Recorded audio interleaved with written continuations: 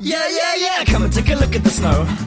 Bright white as far as your eyesight goes. Come and take a look at the fields of snow. I'll just get my coat, then we're good to go. Come and take a look at the lake. Let's have a quick skate before it gets late. Come and take a look at the frozen lake. Put your clothes on, mate, don't make that mistake. Happy Christmas. Greetings, holiday shoppers. There are now 337 shopping days left until Christmas Day, and I believe you know what that means. That means it's time once again for another episode of Christmas Creeps, your one-stop shop for holiday movies and TV shows all year round. Since 2015, this gravy train's been rolling, and we're jumping into season 5 this week. I guess it's the season. If we still go like the whole year, it still counts as a season, right? I don't know. That's how podcasting works these days. Hi, my name is Joseph Wade. I will be your co-host for this evening. Here with me tonight are my good pals, Johnny Five, the human robot. Hello. Hey, John, what's happening? I'm recording a podcast. What's up? No, not a whole lot. I'm recording a podcast. Funny. It's funny seeing you here. And Mr. Bradford is here as well. Brad, what's shaking? Avocado toast. Oh, baby. Mr. Classic Uninformed Millennial himself. Mr. Bradford is wheeling and dealing in millennial touchstones. I love it. First things first, great, exciting news for the podcast. We have just been bought out by Big Podcasts. We are cogs in the machine. We are in the industry, so to speak. And that means one and only one thing, which means we're still allowed to do everything we used to do on the show. But the one big mandate from Big Podcast, no swearing, which is going to be rough, I feel like. Because fuck this, I'm out. And time. That, a land speed record, 0.2 seconds. That's the John. fastest any podcast has come and gone from a big name network. We did it, everybody. You're going to get us kicked off Stitcher Christian. I know. I can't sell any more mattresses, man. I just can't. Christian Mingle just did a big expose on us, and you just dumped all over it. I swear. I didn't even get to use the site. It's ridiculous. I just saw it. It just hit our bank account. We got 3 cents in royalties. So each one of us gets a penny. Wait. Hang on. I'm refreshing my page, and it's gone. They took it back. We're ahead of the game. That's a penny more than I had this morning. Carbon neutral podcasting here, folks. So we're back at zero. Anyway, hi. Welcome to 2019, everybody. Like I said, the 5th year of this podcast is kicking off to a fantastic start, I feel like. And this week on the show, we are kind of starting a tradition where last year we discussed the most recent Christmas hotness, right, fresh off of Netflix. And this year, I say Christmas hotness, it was Pottersville. But this year, we decided to do the same thing. But this year, I think the film is a little bit more entertaining, if not better. Yeah, it doesn't have that air of Hallmark said hard pass on it like last year's did. Yeah, this actually had a budget, and somebody who did the Santa Claus, right? This is Chris Columbus. It's the 1492 Pictures. Yeah, it's his. He's kind of attached to it to the extent of that he put his 1492 Pictures on it. Hang on a second. Let's say the name of the film first. It's the Christmas Chronicles. Yes. Produced by Chris Columbus, directed by Clay Cadis, who I just looked his name up. He was the director of the Angry Birds movie. And literally nothing else. And literally nothing else. Can we just address the elephant in the room? Have either of you seen the Angry Birds movie? Yeah, of course. If anybody who knows me on the internet knows I saw the Angry Birds movie. Okay. It was brought to my attention that the Angry Birds drink urine on screen in the Angry Birds movie. There is a pee drinking scene, yes. Wasn't basically the entire message of the Angry Birds movies that racial profiling is okay when you're correct? Yes. Whoa. That is exactly what the plot of that movie is about. Or the Are theme, you rather. Really serious? That was the... Let me break it down for you real quick. Okay. So the red Angry Bird is the main character, and when the green pig people show up on the Angry Bird Island, he is the only one who's immediately suspicious of them. So while the pigs are yucking it up and partying on the Angry Bird Island, he sneaks onto their ship to discover they have serious evil ulterior motives, and no one believes him. They're going to steal the eggs, They're going to steal the eggs, yeah, and no one believes him until they steal the eggs. I guess this technically counted as video game chat, so trap sprung. Trap sprung, everybody. Okay. Anyways, back on track. No, the worst part is that's not even an original story. That's basically like Rorschach's Ark and Watchmen. Kind of, yeah. The other thing about the Angry Birds movie, though, is that it was written by John Vitti, who was a longtime writer for King of the Hill. Specifically, he wrote the King of the Hill episode where Hank Hill gets raped by a dolphin. Oh, dear. Oh, boy. So I felt like they realized that this guy was uniquely qualified to write a movie about Angry Birds. Oh. Good Lord. I want to talk about the writers real quick. The two guys credited with writing it, Matt Lieberman and David Guggenheim. Guggenheim is credited basically, the only thing of note is the entirety of Designated Survivor. He created it. Oh, wow. And the other guy has a very short but very frightening IMDb list. He did Dr. Dolittle, Tale to the Chief, The Christmas Chronicles, then an Addams Family remake, then a couple other random things, then a Scooby-Doo remake, and then also a Short Circuit remake. Good Lord. Wow. This guy is on that remake train hard, huh? So now you have learned that they are, in fact, remaking Addams Family, Scooby-Doo, and Short Circuit. I felt like with Addams Family, it was perfect the way it was. Please do not touch it. Thank you. Addams Family, at least, I'm interested in because I know it's animated and I know it's gonna have Oscar Isaac voicing Gomez, which I feel like is a perfect casting if you're gonna do it live action. But they said, no, we're not gonna put him on screen. We'll just do his voice, which is kind of a missed opportunity if you ask me. But anyway, that's not the film we're talking about tonight. We need to talk about the Christmas Chronicles, which I feel somewhat conflicted about. You chose this movie. I did. I was expecting multiple chronicles, but I was treated to only one chronicle. That's something that, I definitely want to address because the title is misleading. The title is just bad garbage that they just came up with in a boardroom and they couldn't come up with anything better. Yeah, the title is basically, what's another word that starts with CHR? That's... Yep. Mm-hmm. So you're saying we almost had a film called The Christmas Christmas? Until they realized that those are the same word. We can't have that. The Christmas Christopher, produced by Christopher Columbus. And then we're going to be treated to, eventually, next year, they're going to release Christmas Chronicles X, and it's going to have better combat for the first half, and have a great overworld, but then the combat's just going to be terrible. And then they're going to release Christmas Chronicles 2, which just everybody hates the main characters. Mm-hmm. And then after that, we're going to get a remake of Christmas Chronicles X. It's called Christmas Chronicles XL, and it's going to have all the fighters that didn't appear in Christmas Chronicles X to begin with. It's going to be great. Exactly. With an extra DLC scene. Yes. No, but this no Waluigi, is never Waluigi. The Christmas Chronicles featuring Hellboy. I love it. Yes, featuring Dante from the Devil May Cry series. So this is a movie that is... I don't know. I have mixed feelings about this movie. Are you... Do either of you know, was this like something Netflix... Is this a thing where it settled for Netflix for lack of actual release? Or was it actually planned to be for Netflix to begin with? I believe it was part of their expansion and planned to be released, and they hyped it up as such. Okay. That's my understanding. Joe, you may have more of an inside track as to the development of this film, but that's all that I know is that like one of the first like press releases they put out for the film was purely just like, hey, like Netflix announcing, hey, we've got Kurt Russell to star as Santa Claus in our next big Christmas movie. Okay. So I feel like this might have been produced like specifically for Netflix. Because if you look at Bird Box, that has didn't make it to the theaters written all over it. Right. And like last year when Cloverfield Paradox came out, everybody kind of rightly deduced that it was because they sold it to Netflix because nobody wanted to put it in theaters. Yeah. Brad, you were asking a question? I was asking if you've seen Bird Box. I have seen Bird Box. I have not. I cannot comment much on it because it kind of glanced right off me. All right. It's fair enough. It's okay. It is perfectly okay. Just like this film. I feel like this film is perfectly okay, but there is plenty worth discussing in it because, oh my goodness, this thing goes some places. Yeah.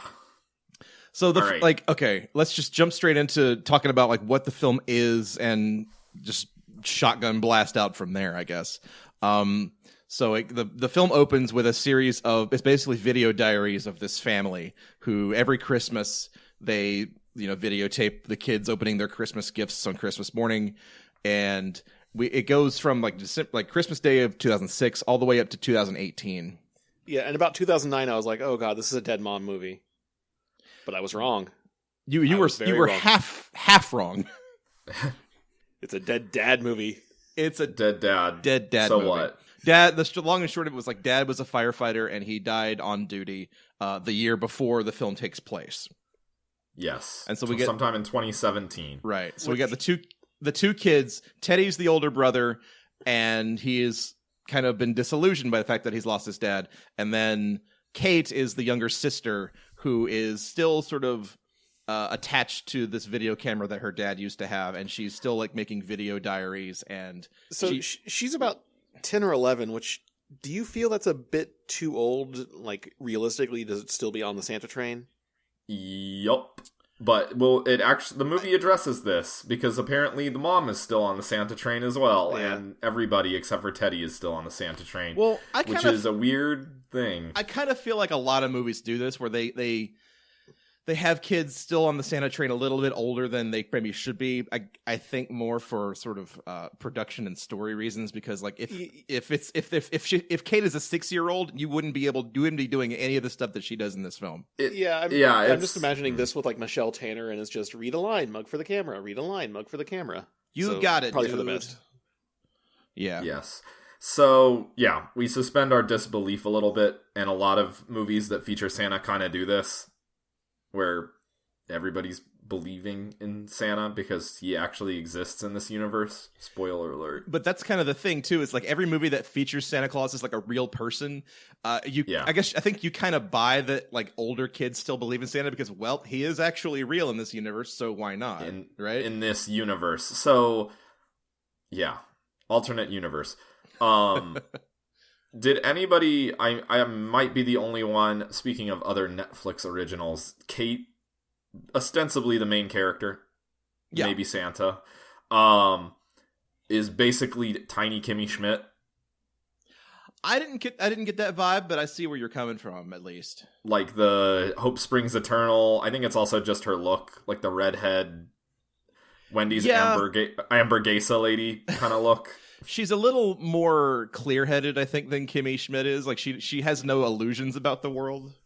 Yeah. So she's a better of a protagonist, I guess. But this, I guess that show and this movie are different beasts, so we can't really compare. Can we talk about the true Christmas miracle and that a camcorder from 2006 is still in operating condition in 2018? Oh, absolutely, yes. Especially when it uses tapes and is not solid state. Yeah. That thing would have been broken by like 2011 at best. Especially once the kids got their hands on it. Oh yeah, this camera takes a beating throughout this entire movie, and yet it's still working. Yeah. I feel like it's a function of the fact that like it was Dad's camera, so they try to hold on to it for sentimental reasons. It is a special object. Yes, it is a special magical object as far as the kids are concerned. Yes. Okay. So Dad dies, and Christmas is never the same because he was the one who did all of the decorations in the house and did all the special stuff. Right. Mom is working nights because she is a nurse, I guess. She works at the hospital, so she has to work on. We don't get more night. information than that. She may be a physician. Who knows?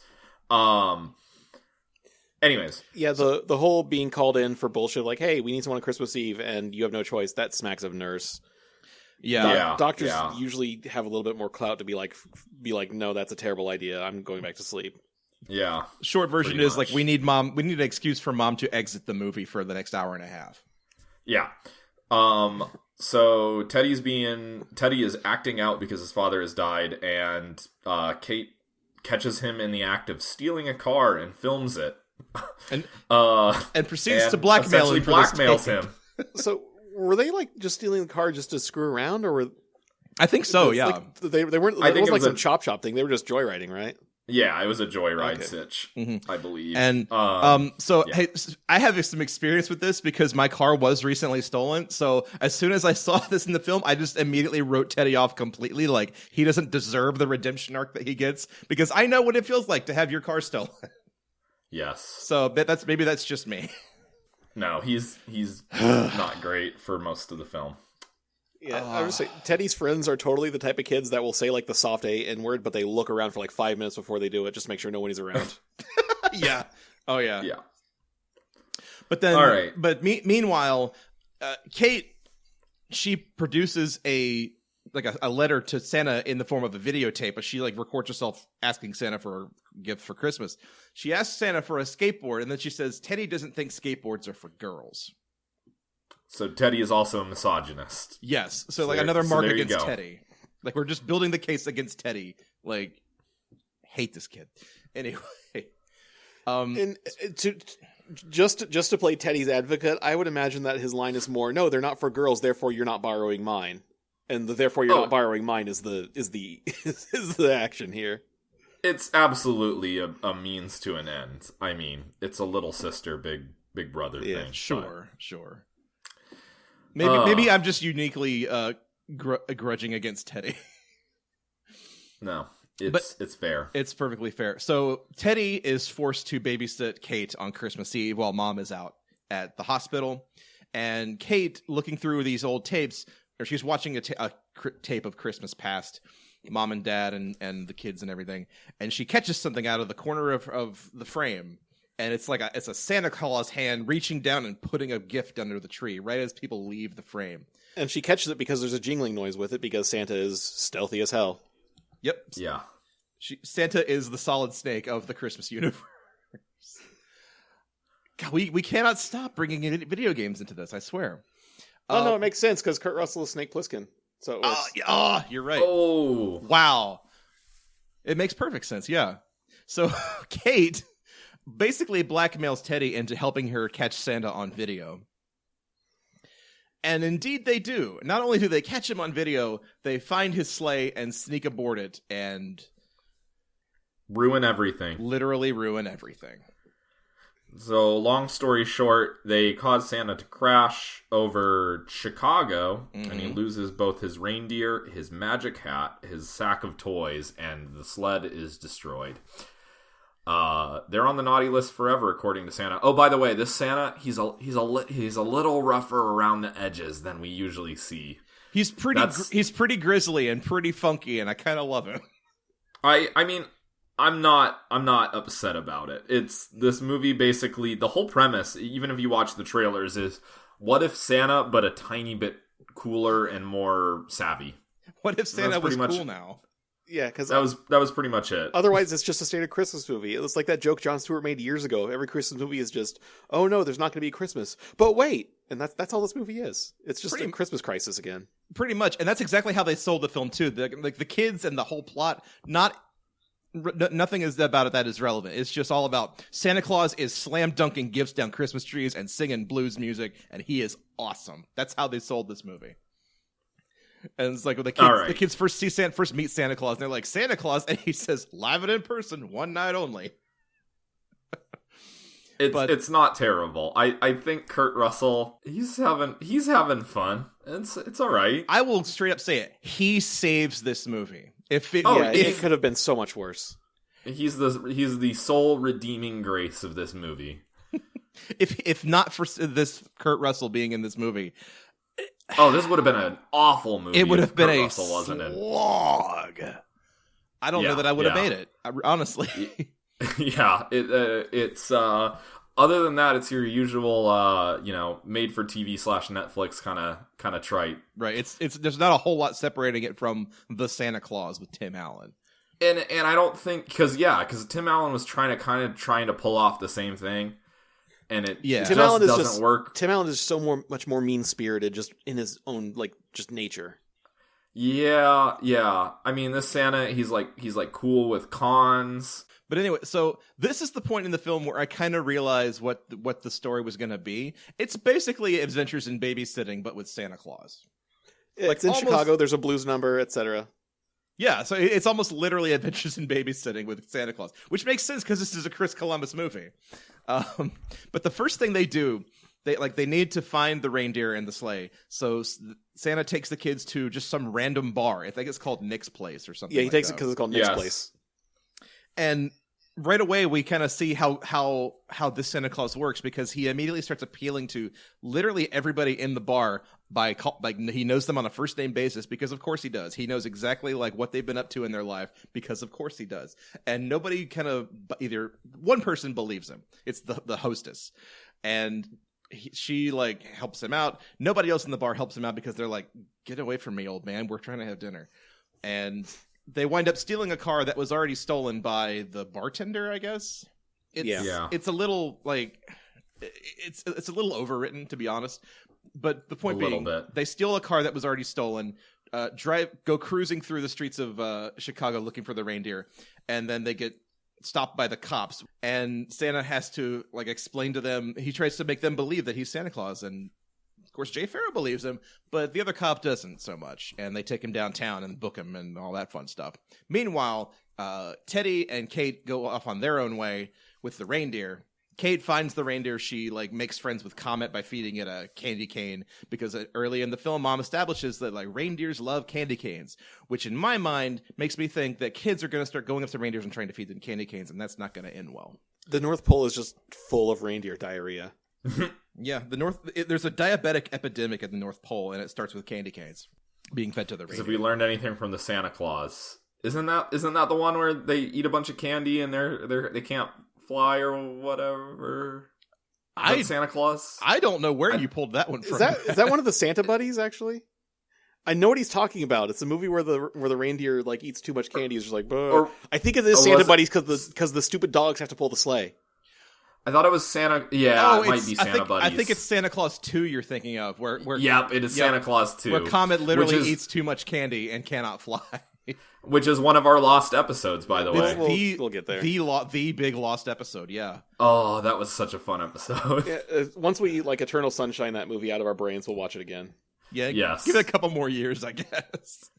So yeah, the kids fly off with the reindeer. Santa Claus, meanwhile, is downtown being interrogated by the cops. And he has this great little scene where he's trying to appeal to the cops' sort of, I guess, sense of Christmas spirit by telling the cops, like, all right, what do I want for Christmas? And it actually, probably the biggest laugh I had in this movie is the scene where he's in the interrogation room and he just starts pulling toys out of his vest. He's like, ooh.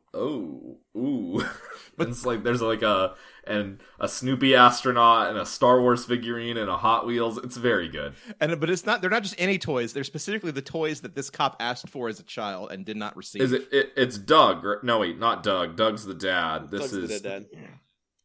What's the name of the cop? The main cop, the skeptic cop. I forget. Officer. I want to say it's Officer Poveda. I'm looking through the IMDb list here. Yeah, but he refers to him by his first name throughout most of it.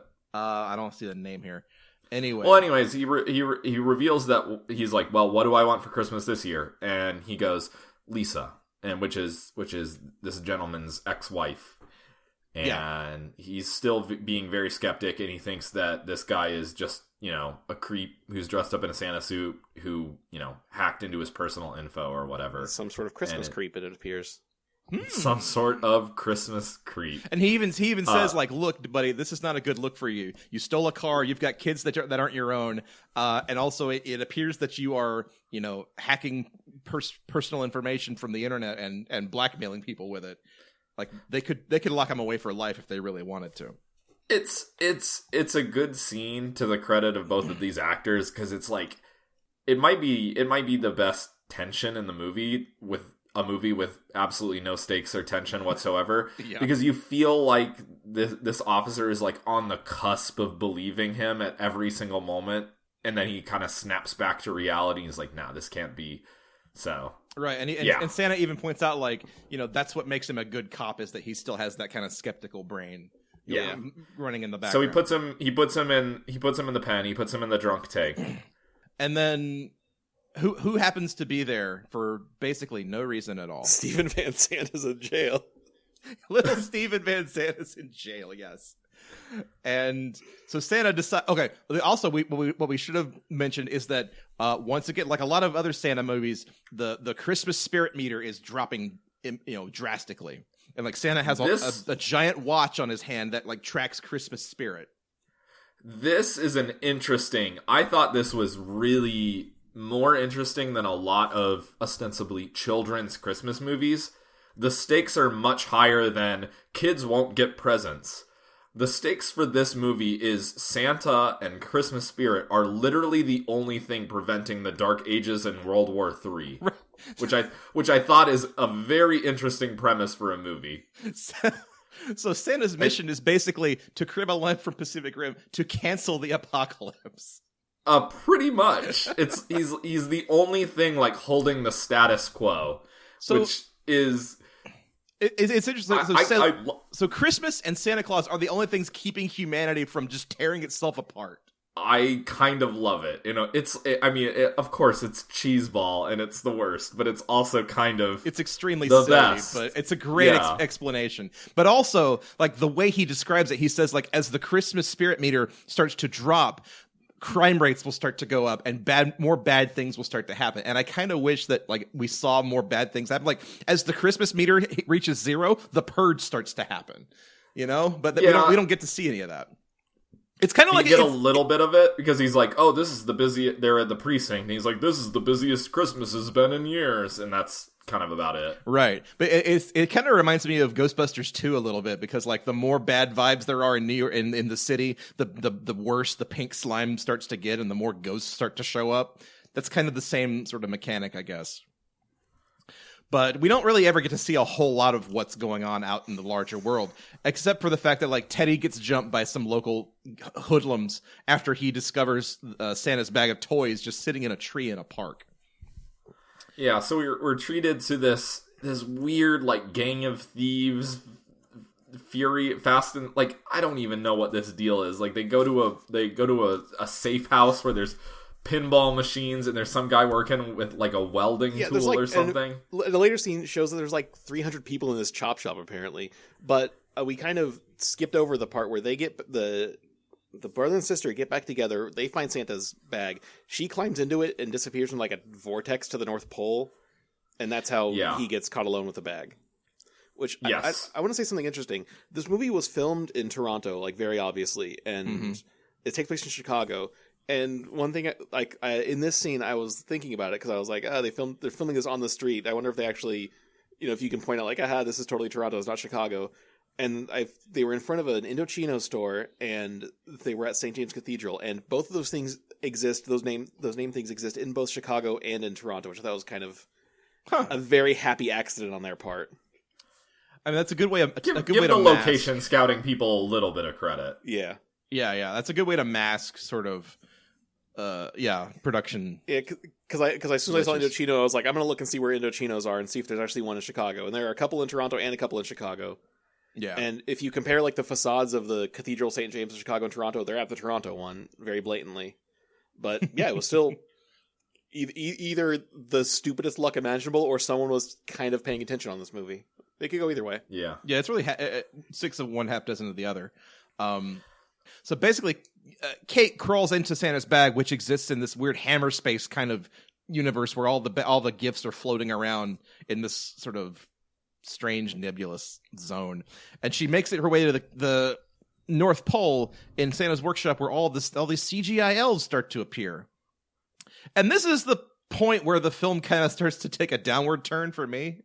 Absolutely, the CGI elves are terrible, just as bad as you would imagine, and this is where it takes a firm turn into what you expected when you heard about this movie land. Yeah. As soon as they showed up in the trailer, we were like, "Oh no!" And then here they are. If they had kept these elves out and had kind of kept the same arc that they were working with throughout the first half of this movie, I would feel a lot better about this movie. Yeah, you kind of watch it and you're like, this is better than I expected. Oh, this is exactly what I expected as soon as they show up. I will say, though, at least it would have been worse, I think, if they did like the Santa Claus did and just had a bunch of kids playing old people, basically. Yes. That's true. Yeah. But at the same time, like, the elves are like these little CGI. They're basically minions, and they speak Elvish, but it's like basically like Germanic gibberish. It's like Pigeon. Well, for some reason, they actually went and got the Game of Thrones language guy who's done like all those construction languages to make this one. Oh wow! So yeah, Kate and the elves, they do their thing to go find Santa Claus. I don't remember exactly what it is they're doing. Their plot is, but meanwhile, no, they have to go rescue Teddy. Yes, Teddy's been jumped by these hoodlums. Their plot is just the elves know what to do. Yeah, the elves break out of the bag after Teddy saves it from an incinerator in the chop shop, and the elves chase off all of the thugs exactly how you expect, because this movie has gone into exactly how you expect land. It becomes kind of a Gremlins movie for like two minutes. Yep, and they're about to dismember Teddy, which is very good, but then they stop. They almost chainsaw his dick off. Yup. Weird turn for a Netflix Christmas movie, I have to say. Yeah, really. All right. But yeah, long story short, they go to break out Santa Claus, but before they break out Santa Claus tries to raise the Christmas spirit in the city by performing a music number in the jail cell. It's like he gives little Steven a guitar. The other guy who's with him, I forget his name, he gets a guitar. All the ladies that are in there, who presumably are like prostitutes, they are like the backup singers. And he performs Santa Claus is Back in Town, which is extremely appropriate given that Kurt Russell once played Elvis in a movie, because this is an Elvis song. Can I just say the scene is pretty good, but is made even better by the fact that after the rescue happens with Teddy and Kate, they're like, oh, poor Santa, he's in jail. He must be miserable. And then they smash cut, and he's still like in the middle of his musical number, just having the time of his life. Yeah, he's kind of having a ball. Yeah. Like, I just love it. Santa's just like, I'm in Chicago. What do you slobs like? Oh, the Blues Brothers. We'll just do that. Yeah, basically. Yeah, he's wearing shades. He's like hammering on a piano. It's fun. I think it's the first time anybody could ever potentially say Santa Claus is cool. Yes. And even then, I feel weird saying that. Santa Claus is not cool. Santa Claus is what like a 50-year-old white guy thinks is cool. Yeah, basically. Oh boy. So they bust Santa Claus out of jail, and they deliver the last presents at warp fucking speed. Yep. Because Santa Claus's sleigh generates wormholes that helps him get from city to city to city in the span of seconds. He's got stargates, and for a moment, they're like, I only have a little bit of North America left, and my bullshit meter went off. But then I realized, well, no, if you start from the international date line, it more or less holds together, because they encountered him in Massachusetts, and that means he would have finished all of Asia and Africa and Europe and Australia and Oceania and what, he only has North America left. They do leave out South America, which he should technically cover if he's going by time zone, but we're not going to get into that. Right, because the last, they discovered that the last gift that needs to be delivered that they forgot is in Mexico City, so they have to Mexico City.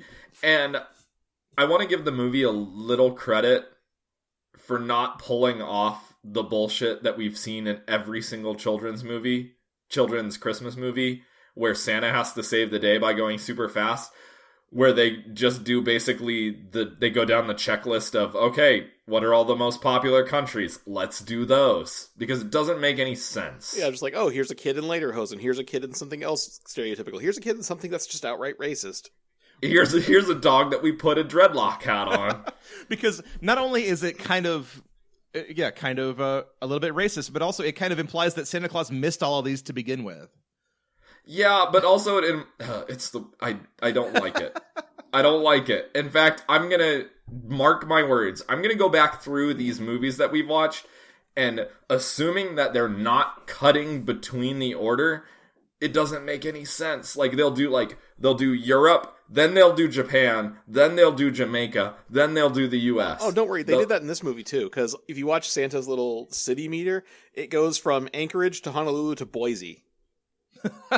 Oh my good. Well, I mean that makes sense, because at least it's all within like 3 or 4 hours of each other. Yeah. But if you have a montage where you're delivering presents and it's already Christmas Day somewhere else, do you think Santa Claus Do you think Santa Claus uses great circle navigation to get around? So like the way he does, like the way the airplanes do. Christmas magic. I mean, I'm sure well, it depends on the whole paramilitary crap that we see in these movies too. But yeah, I know. But I'm just he uses. Not only does he use like the wormhole shit that he does, but he's also like probably trying to triangulate the best, like the shortest distance between two cities. Because we do see it at one point, like he triangulates his position after the sleigh crashes by just like looking at the stars and goes, "This is there, that's there, that's there. Oh, I must be in Chicago." Yep. So I don't know. This Santa Claus strikes me as smart enough as a smart enough gentleman to be able to do that. I don't know. All right, so let's wrap this up in a nice bow. They deliver the last present in Mexico City with seconds to spare, and Santa gives this nice little girl a glimpse of him before he disappears while eating a cookie. Mm-hmm. They land back down, and Santa drops them off. He gives Teddy a hat right before he takes off, and right before their mom returns from work. They hug because the siblings love each other again because they've come to a mutual understanding and have come to grips with the death of their father. But also the kids realize, or they tell Santa that, we forgot to get mom something for Christmas. And Santa's like, I think I can do something about that. He touches his nose. And then when the kids and mom go inside the house is perfectly, beautifully decorated the way Dad used to decorate it. Yep. And she says this is the best gift ever. And then Teddy, we didn't mention this about Teddy. Teddy also Kate discovers that Teddy wrote Santa a letter, even though Teddy is too old to believe in Santa Claus. But he specifically wrote Santa a letter saying that he wishes he could see his dad again. And under the tree, there is a gift for Teddy, and it's a Christmas ornament from Santa Claus. And Santa wrote Teddy a letter, and the kid's like baffled that Santa wrote me back, which is nice. You just saw the man in the flesh. Yeah, this is not a big deal. This is not a big deal. Well, he's also like performing this for mom, I guess. Yeah. But it's a Christmas ornament, and Santa's like, this is the best I can do. So he puts the ornament on the tree, and he looks at the ornament, and then he sees his dad inside the ornament, and he tells his dad that he's Harry proud. Potter Remember All is what it is. Yeah, that's exactly what I was going to say. It was a Harry Potter thing. Oh, yes. See, this is all Chris Columbus movies at once. It's a little bit of Avengers and Babysitting. It's a little bit of Gremlins. It's a little bit of Harry Potter. No Home Alone in this movie whatsoever. No, there was Home Alone. They set up traps for Santa. Oh, shit, you're right. Yeah. You're right. Okay, This is the Columbus movie, okay? Yeah, it is. It really is a pastiche. All we need now is some... we talk plenty about video games, so we got Pixels in there, too. Hooray! Okay. So I need to mention one thing, which I didn't get a chance to, which is Kate blackmails Teddy, and this is the whole reason they find out Santa is she blackmails him into setting up traps and setting up a camcorder to discover Santa. And they're like, all right, we're going to pull an all-nighter. This is a stakeout. These kids fall asleep at 10:30, stone cold asleep, because there's a timestamp on the camcorder. That's what I wrote in my notes, too, of like, everyone in the world is asleep on Christmas Eve at 10:30 p.m. Yeah. Except for people in a bar in Chicago, but I guess that's, an hour back? Chicago's central, right? Yeah. So it's 9:30 then, but whatever. But in that scene, though, there's a great visual gag where, like, once Teddy's all in on the we gotta catch Santa plot, he says, like, well, we need some snacks if we're gonna pull one all-nighter. And he comes into the closet, and he's just got, like, food coming out of every single pocket that he has. It's kind of great. Like, giant tubs of ice cream, Cheez-Its. Yeah, she's like, Mom said no junk food. If Mom says no junk food, why do you guys have, like, movie theater boxes of, like, Milk Duds sitting in your house? Yeah, why do you have, like, 3 giant tubs of Edie's ice cream? Well, I mean... I have 3 packages of Bomba downstairs that are calling my name constantly, but that doesn't mean I go and eat them all the time. I do have those in reserve. That's true. For movie night. That's true. But I just like the sheer volume of junk food that he brings into the room is kind of hilarious. It's staggering. It's amazing. All right. But yeah, so that's the Christmas Chronicles. Oh, and the very, very, very last scene, Santa Claus goes back home. And the missus comes home, and she says, oh, I heard you had a pretty eventful night tonight. And it turns out that the missus is Goldie Hawn. Which... Yeah, Kurt Russell's apparently terms was like, literally anyone in my family who wants to show up can be in this movie, too. Because Doug is Goldie Hawn's son, and Kate Hudson's kid is Bing Bellamy, the kid who wants a snowboard. Oh yeah. Oh, okay. I didn't know that. So this is kind of a family affair for Kurt Russell. That's pretty cool. I like that. Yeah, because I was making fun of the kid's name, just saying there's a kid named Bing Bellamy in this movie, and Karen was like, "Oh, that's Kate Hudson's son with the guy from Muse." All right. Cool. The very last thing is like the Mrs. Claus says, "Hey, we should watch a movie for Christmas Eve. How about It's a Wonderful Life, Miracle on 34th Street?" And then Santa Claus pulls the tape from Kate's camcorder and says, "Nope, I've got a better idea." And so you're gonna watch a kid's home movie of yourself. Yeah, a kid's home movie of you terrorizing Chicago. Great. Okay, so this brings up an interesting point, and I guess we're kind of transitioning now to the second part of our show here, where I want to ask y'all a question. Okay. Do you think this movie should have been a found footage movie instead? So there's the scene where they're exiting the house to go look at the sleigh, and it gets found footage for a second. I kind of have a feeling that like this was originally envisioned as a found footage movie, where like two kids try to catch Santa Claus on Christmas Eve with their camcorder. She is recording throughout a lot of this movie.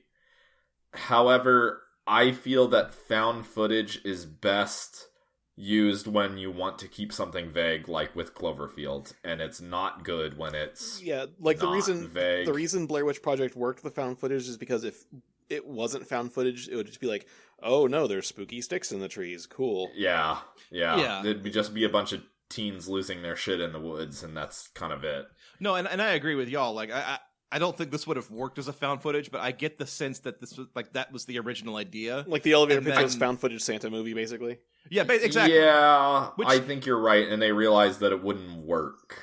Right, they realized that like if we keep this found footage, we have to stay with one person or at least the camera the whole time, and we're never going to get certain scenes like Santa Claus singing a song in prison. Well, wait. No, maybe it's not. If you cut back to like what's the dude from the Matrix, the architect who has all the monitors. Oh yeah. If you just cut back to an elf going back and forth between like the camcorder and like security footage from the police station, that'd be so friggin' annoying. But it would be so terrible, though. Yeah. No, I mean, you okay, so you've found the reason. You found the way to do it. But then there comes the question, should they do it? Should they have done it? The answer to that is a qualified no. Yeah. But no, I forgot about that. Yeah, because like Kate finds in Santa's workshop the wall of TV screens where all the kids who have sent Santa video letters are playing at the same time on the screen. So it's possible that the elves could like tap into the police station feed and watch Santa Claus playing his song, but it wouldn't be staged well because the camera would be up in the corner and it just wouldn't look great. And I get the feeling that like there's a way to do it, but the way that this movie kind of plays itself, it wouldn't be very cinematic. Yeah, you'd either run into a problem of just you're watching the entire scene from the corner like some Paranormal Activity nonsense, or it's like, oh, this security camera has shot reverse shot. That's cool. Yeah, that's weird. This makes me start to wonder what a movie like that would actually look like. Like, okay, so you've got Santa Claus sitting in his jail cell. The security camera is on him, and the whole film is basically the premise of this guy thinks he's Santa Claus. Will magical things happen while we watch him? Let's find out and wait. Like, I don't know. Anybody who's out there listening who is an enterprising student filmmaker, here, this is a free idea for you. Like, make a found footage Santa Claus movie. I would watch it. Honestly. First one's free. The first one's free. I want a developer credit. Yeah, associate producer for me. I have a stipulation. You have to make this found footage Santa Claus movie and not just turn it into, oh, it's really Krampus type of horse shit. Right. There can't be a monster. That's the easy way out. That's cheating, I feel like. It's the cop out. All right. I also kind of feel like there should have been a found footage Krampus by now, you know? No. I don't know. We don't need any more Krampus movies. Mark my words, there will be a found footage supernatural horror Christmas movie. If there is not one already, there will be one within 10 years. Right, if there is one... If we're not all dead before I hope 2029. All right. If there is one that you know of and we're not thinking of it, leave us a comment in the show notes. Yes, please do let us know because we will do that. The other factor here in this discussion is I think found footage movies are played out and probably nobody was going to make it anyway. Yeah. Yeah, maybe. Good riddance to bad rubbish, honestly. Kind of, sort of, yeah. I have a Anyway, question. yeah. Yeah. Does every movie that does this Santa techno magic thing think they're being clever and they're the first ones to do it? Yes. I feel like this one's not as... I mean, it's techno magic, But it's but he's got like... Santa has all this magic, but this magic shows itself in like glowing green lights and junk like that. Yeah. Stargate and stuff like that. Yeah. I did like the thing where he was like hacking the radio to get the police scanner. Like that's good. Like more like that, please. Yeah, where the elves can... Santa does not... Sorry. Yeah. No, go ahead. Like where the elves can sort of magic themselves a device out of just like jerry-rigging random pieces of crap. Like, sure, I buy that. Yes. I buy that much more than Santa just having a green glowing globe on his sleigh that will, like, on the press of a button, send him to wherever he wants. Yes. And I guess that gets us more into like Arthur Christmas, where it's like, oh, nothing's magic, it's all just tech. But there's got to be like a good balance between the two, you know? Right, Yeah. like Where he's like a tech savant, and he's great. right, because at like this sort of there's thing. that famous line. It's like any sufficiently advanced technology is indistinguishable from magic. So like Santa Claus and his elves have more technology than we can comprehend. Therefore, we must think it's magic. But when we actually see them doing it and using it, no, it's basically magic. It is magic. Yeah, but There's a lot of magic in this movie. But I do kind of appreciate... And I don't mean that in the flattering way. No, yeah. But I do kind of appreciate that, like, they're able to use the magic to, I guess do it in a way that we haven't seen before. Like, the whole, like, Santa sleigh in a wormhole kind of thing is unique. And it's a good... He's got a bag of holding. Yeah, he's got a bag of infinite holding. I don't know. All of the Santa Claus stuff worked for me more than basically the entire plot surrounding it did. Yeah. Especially like just Santa using his knowledge of literally everybody to get into their good graces. Like I kind of loved that part of his character. Because of course Santa would do that. Yeah, it's the Santa Claus did it too, but Tim Allen ruins everything he touches. So yes, I will say this: I did like that this Santa was like willing to wheel and deal when he like he's getting desperate in the bar and he comes up to a guy and he's offering him a baseball card for his car. I thought that was super great, and it's like I feel like you wouldn't get that in a lot of Christmas movies with Santa, right? Or then Santa where like, he's being a little more of a realist, exactly. And like Santa tries to commandeer a car, the car that was previously stolen, and then Teddy says like, "We can't steal a car," and Santa's like, "What? It's already stolen." Yeah, I don't know. We're gonna return it to the precinct after we're done. Yeah, which is what he says. Yeah, I have one question about this though. So Santa can pull whatever anyone wants out of his pocket, pretty much. Sure. Yeah. What about what Santa wants? Well, here's the thing. It's revealed at the end that he didn't need the hat to turn into dust or whatever. So all of this was Santa's... Santa was just like, well, we need to have a Christmas movie. Might as well pretend.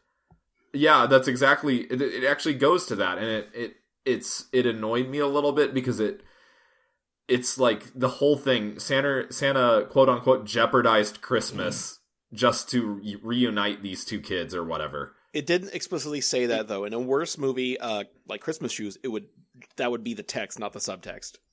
Yeah, but it is the subtext where he's, he could have broken out of jail anytime he wanted. He could have pulled any item he wanted out. But the purpose he did this, I guess, is ostensibly to give these kids what they need, and also, I guess, it's what the mom wants for Christmas. So he's masterminded. Puppeteered this entire movie into happening, more or less. Well, now that you put it that way, I hate this movie. Well, if you read the subtext, that's exactly what it is. Well, no, it's not like Santa engineered a scheme whereby the kids would try to stay up late to catch him on video. Therefore, they would try to steal his sleigh. No, like that's not. How do you know? How do you know that, okay. Joe? Okay, fair enough. Fair enough.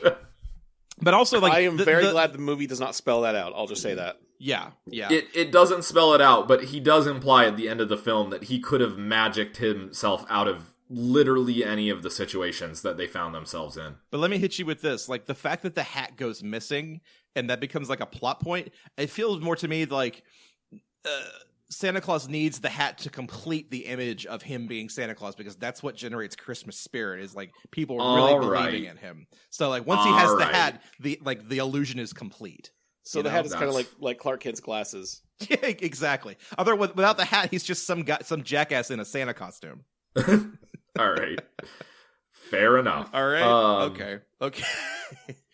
So all right. This is I don't know. I kind of found this was more fun than I was expecting, but not quite as good as I was hoping. It exceeded my extremely low expectations for whatever that's. Absolutely, that is exactly how I feel about this movie. Like, it's perfectly okay, but there's going to be that constant nagging feeling in the back of my head that just wishes it was more. That just wishes there were more scenes of Santa Claus like slam dunking gifts down chimneys, and less scenes of Teddy getting jumped by the Fast and the Furious. There's a lot of untapped potential in this movie. Yeah.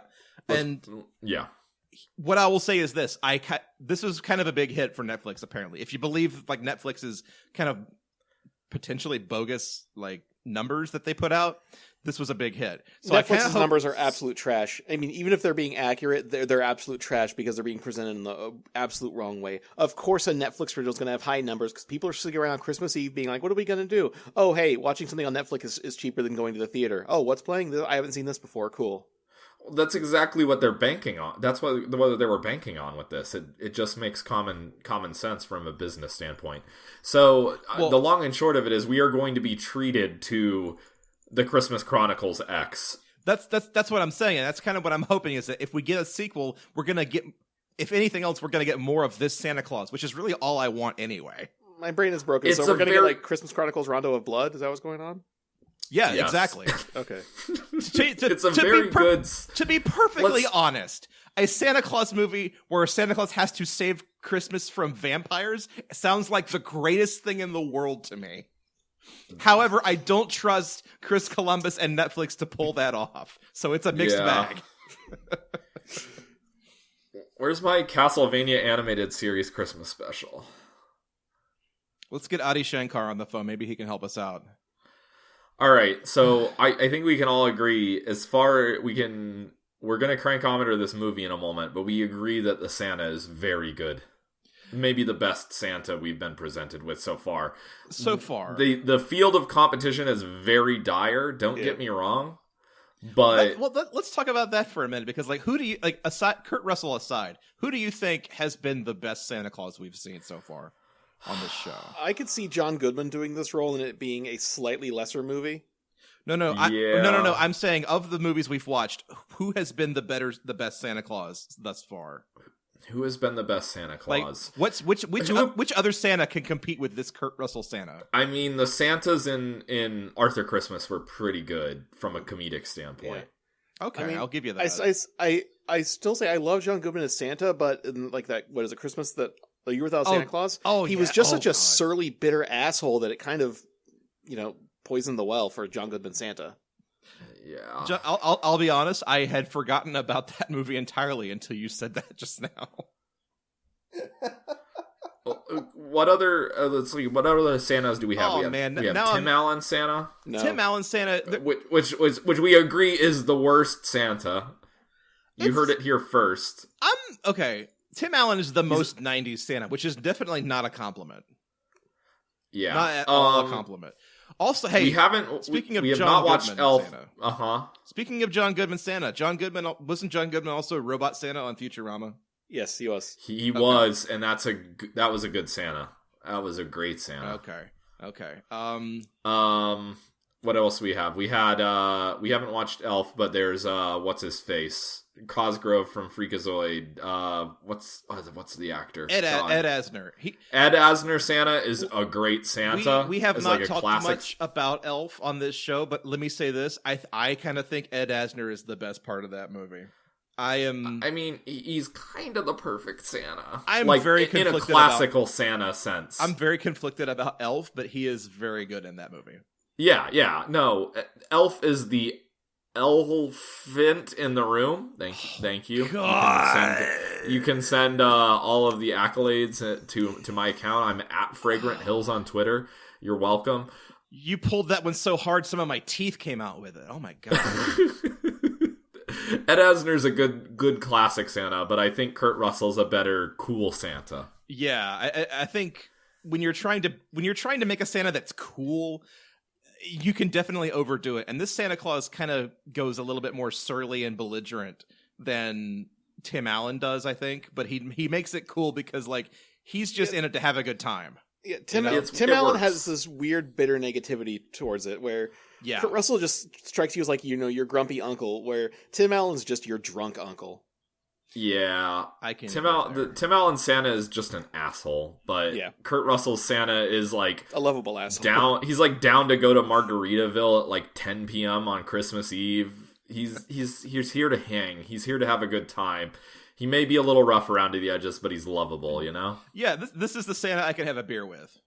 Exactly. He is the Santa that you could have a beer with. Kurt Russell's Santa Claus for president 2020. Let's do it. I'm down. Yeah, this is one of my favorite Santas. Just wish it was in a better movie. Yeah, that's pretty much the agreement there.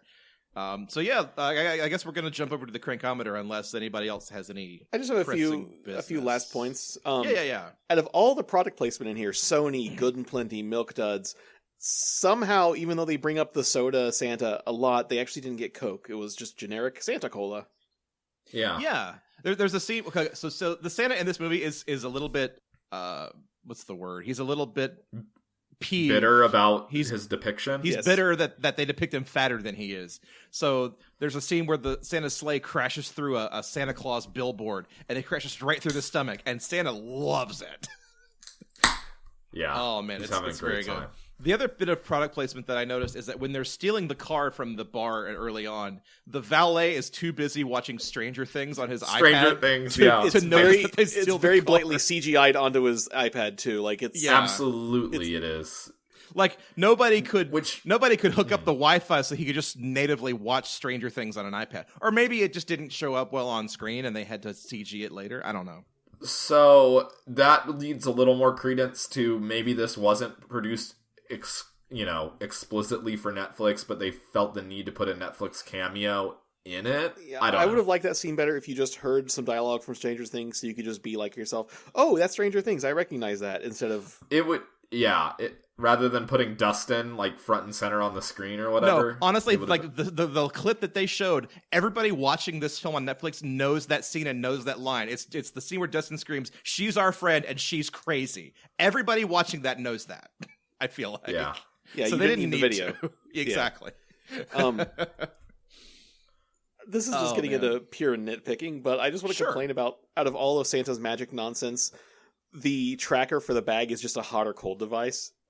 Yeah, for real. That bugged me too, because like they're flying through downtown and they're using the tracker device, and then Teddy says, "Let's land so that we can get a better lay of the land." Like, no, why would you not fly around? Why would that not work better? It was a lazy way of saying, "Hey, we need to get to the next scene. Let's just land the plane." And hey, we need to make it easy for these thugs to kidnap me and the bag. Yeah. It's a thug finder.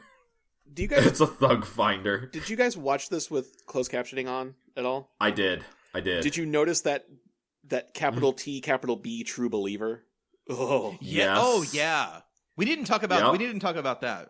Very, very briefly. The big book of true believers. And Kate opens it up and discovers her entire family tree in one page of the book. Every one of them is true believers except for Teddy. Teddy's name is absent. And that's kind of like the last sort of little bit of the movie is Santa helping Teddy realize that he can do anything he sets his mind to, because as his dad kind of gives him early in the film, his dad gives him a Swiss Army knife with an inscription that says, "A Pierce always sees it through," and Santa wants to help him realize that, and that kind of helps Teddy become a true believer. And Teddy is written into the book at the very end of the movie. Did either of you with guys a weird St. Peter type analogy? Yeah. But did either of you guys, when you saw the phrase "true believers," immediately think of Stan Lee? I did not think of Stan Lee. I thought of... my mind went to this, just some Chosen One nonsense. My mind went to Christian fundamentalism and true believers there. Oh, boy. Okay. Well, being given my upbringing. Fair enough. The wheat from the chaff. Your reading of it is more valid than mine, so I'm just gonna concede that. I'm just going to read a section of my notes here that I took. One line says, I did not need or want cartoon elves. And the next line is, I did not need or want the cartoon elves to floss. Yeah. Yep. The one last point I want to bring up for myself is, considering this is Kurt Russell, I'm surprised there were no references to either The Thing or Backdraft. Like, Ooh. I'm surprised the screenwriter didn't just do a little wink, wink, nudge, nudge, hey, Dad, remember those movies? Good on them for having some constraint. Yeah. Or even like, he was in Tombstone, right? Yeah. Yeah. Or like, yeah, something the more dad movies of Kurt Russell's. I'm thinking filmography, specifically of Backdraft because of the dead firefighter thing, and and the Thing because of South Pole Santa being like, oh, the North Pole's a lot better than the South Pole. Yeah, I would have loved to have seen Santa Claus wearing a sombrero at some point in this movie. That would have been great. My last note. City? Yeah, in Mexico City. Yeah, it would have been perfect. My last He would have note. teleported back to the sleigh, and he's wearing a sombrero. Yep. Anyways, we need to kill that dog. Anyway, the last note that I wrote it in all caps because this mattered to me. I wrote, "Why does the score constantly quote God Bless America?" Because it does. The musical score, like at certain moments, you'll hear like da da da da. Da, da, da, da. And I kept thinking, God Bless America. And I don't know why. All right. I mean, I guess this is a Santa I can believe in, so I don't know. Running up for Kurt Russell's 2020 campaign. This is all just a tactic. It started with an exploratory committee, ended up making a movie. Something went a little astray here. I would vote for Santa Claus 2020. Calling it now. Kurt Russell 2020. I mean, that too. It's better than the current guy. Am I right? Am I right, guys? Whoa. All right. Let's talk politics for a minute. Hey. Politics. Classic uninformed millennial here. I know, right? All right. So yeah, let's jump over to the crankometer now. This is our patented ranking system for scoring these Christmas films on an X and Y axis because we're crazy people. The X-axis is how Christmassy a movie is versus the Y-axis, which is how good a film is. So, gentlemen, on the X-axis, how Christmassy is the Christmas Chronicles? It's pretty Christmassy. This movie, to apply my classic litmus test, which I'm going to call the Bradford Principle from now on. Applying the Bradford Principle, this movie wouldn't have happened if it wasn't Christmas. And which is already gains it a +2 points. Yeah, statistically, yeah. Try to imagine a version of the Christmas Chronicles that happens, in August. The Arbor Day Chronicles. The Arbor Day Chronicles, and Santa Claus has to save Arbor Day spirit. There's not going to be a Flag Day. The International Children's Day Chronicles. American patriotism is at an all-time low. We have to do something. I will add to it. This movie didn't use Christmas to cram a horrible message down your throat, like Christmas shoes. So we got to give it some props for that as well. It didn't even have like the stupid usual bullshit about no one said anything about the real reason. Yes, the real reason, or we all need to band together and raise the Christmas spirit together, Like I kind of checked out mentally for the scene at the church, but it didn't strike me as too bad. No, the closest it comes is they walk up to the church. They don't actually go in. Well, religious stuff aside, but like even the closest thing to let's all sing together to raise Christmas spirit is the awesome ass musical number in the jail cell, which is very good from a comedic standpoint. True, yeah. But I'm gonna give this at least a 3. I'm good with a 3. I would almost give it a 4 just because it does so much of what like other Santa Claus movies have done, but also does them a little more in a more entertaining fashion and plays more with the possibilities of it. So I'm gonna say it's a 4. Like I really love the scene in the bar when Santa Claus is appealing to everybody's like childhoods to help him out. Yeah. I love that. Johnny 5. I'll go with a 4. 3 or 4. I'll go with a 4. All right. I'm amenable to a 4. Cool. That's cool with me. All right, a 4 it is. So then on the y-axis, this might be a little more contentious. How good actually is Christmas Chronicles? It was better than I expected, and I enjoyed it. I enjoyed it from a standpoint where I expected the usual tripe that sometimes we watch on this show, and it was better than that, which I really shouldn't give it credit for, but Kurt Russell, there are fun parts of this movie. Yeah. I'll give it the kids drag it down and the CGI elves are terrible, but I'd almost give it a 1. I kind of liked this movie. I didn't mind it. I'll say that. Okay, what did we give the Santa Claus? Because I want to say this movie's kind of what if the Santa Claus was good. Yeah, pretty much. Let me get back to our list here. The Santa Claus, we gave the Santa Claus a 5 and a 1. We gave the Santa Claus a 1? Yeah. This has to be higher than that, then. This is a 2 at least. I'm good with a 2. I feel like the kids are the ones that drag this movie down, but they're kind of a necessary device, so you can't really do this movie without them. Yeah, I mean, in terms of kid actors, they're not the worst. I mean, yeah, they're fine. It's like they're I usually say right. about a child actress, oh, someone's trying out for Annie. Yeah. What is the male child actor equivalent of that? By the way, is it trying out for Newsies? Ooh. Oliver Twist. Oh, there we go. Yes, trying out for Annie or trying out for Oliver. Well, he's halfway there with the dead parents, so one more to go. Please, Santa, I want some more. Hey Lydia, now we both have dead moms. Anyways, I'll go with a 2. I think, yeah. Yeah, my expectations were it exceeded my very low expectations, and yeah, the elves were just terrible, just in concept. In principle and in execution, they were just the worst. Yeah, one scene of the elves would have been enough, but they just kept showing up. Bring him back. Bring him for the minion-esque toyetic. How do we get Santa bullshit. out of the jail cell? Does he convince somebody that he's really Santa Claus? No, a CGI elf just chainsaws through the roof. Sure, but not? Then he turns into. Oh wait, they throw the hat through the. Yeah, they bring him the hat. Right. They bring him the hat. That's right. Okay, all right. Whatever. Yeah, it's fine. Yeah, I feel like this movie gets a 2. It's. I didn't mind it, but the things that bug me about it do drag it down just a little bit. I would be okay watching it again, but not anytime soon. Yeah, if my little niece was like, "Hey, let's watch a Christmas movie," and we had Netflix and I couldn't rent anything, I feel like I'd be okay watching this on it's a couple days before Christmas. It's are you old enough that I won't get in too much trouble for showing you Die Hard? Nah, not yet. We'll watch this instead. Yeah, pretty much. That's fair. So yeah, a 4-2 on our crankometer scale. So Booker, wipe the slate clean and start over for 2019 because we got a whole year ahead of us here. Oh dear. Oh boy. Thank you again. I don't know if did you guys formally thank him in Cobra? I believe we did. No, okay. We didn't because we didn't have it yet. So Booker, thank you so much for being our resident crankometer generator. Booker has been putting together the official crankometer for us for a few years now, and it's always fantastic. We've put him up on the website and on Twitter. Go check him out.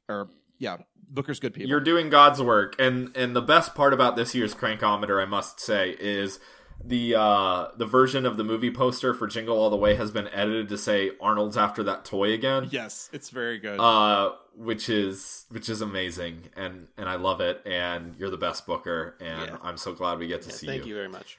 I will say that last year's crankometer was it was a real shotgun blast of just random movies, and the chart kind of reflects it because they're all over the map. There was a good chunk of them that were not very Christmassy, but were pretty good, and then there was a big chunk of them that were super not Christmassy and super terrible, and not a whole lot in between. But we're looking to change that here in 2019. We've got some listener requests that we're definitely going to get to sooner rather than later, and we've got some fun stuff lined up.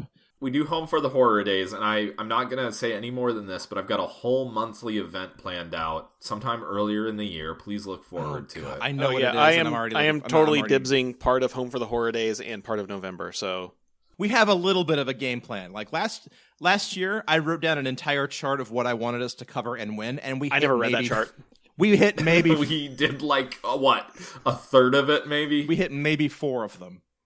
Yeah. Like okay, of the ones we had planned out, we definitely did The Sure Thing, Trading Places, Iron Man 3, and Pottersville. Everything else was and Jurassic World. Everything else was just like, yeah, whatever, let's do something.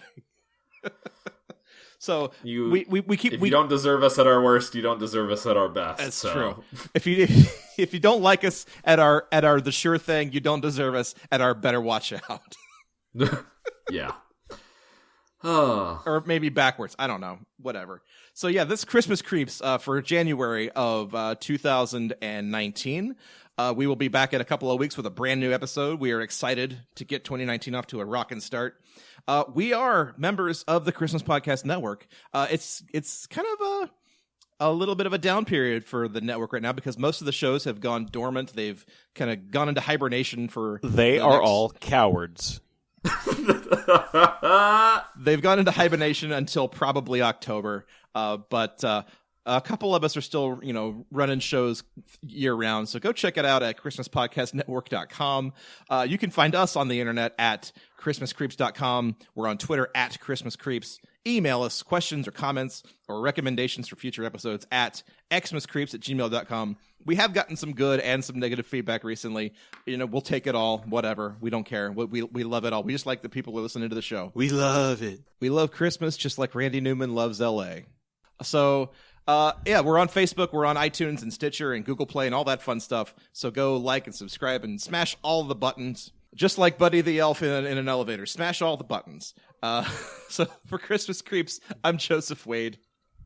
I'm Santa. I'm Bradford. Here to say that 5 years in, we still don't have a proper send-off. So good night, everybody. Joe's after that send-off again.